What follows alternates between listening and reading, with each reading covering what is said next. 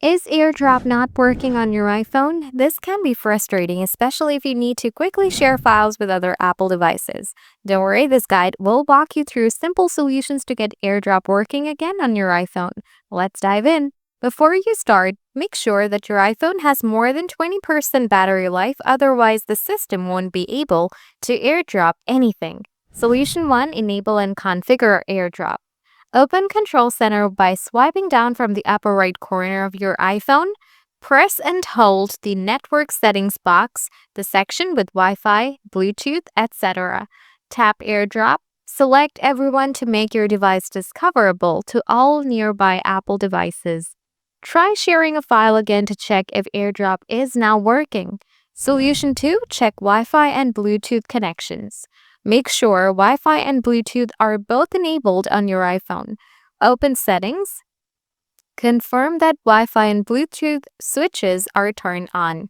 Restart Wi-Fi and Bluetooth by turning them off, waiting a few seconds, and then turning them back on. Retry using AirDrop to see if the connection has improved. Solution 3: Update iOS. Open Settings on your iPhone. Tap General. Select Software Update. If an update is available, tap Download and Install.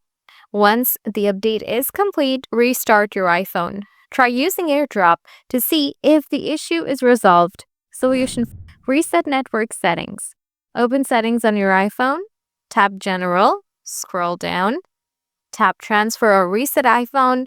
Select Reset. Choose Reset Network Settings. Enter your passcode if prompted, then confirm the reset. This will reset Wi-Fi and Bluetooth settings, so you may need to reconnect to Wi-Fi afterward. Once your network settings are reset, try using AirDrop again. By following these steps, you should be able to resolve issues with AirDrop on your iPhone.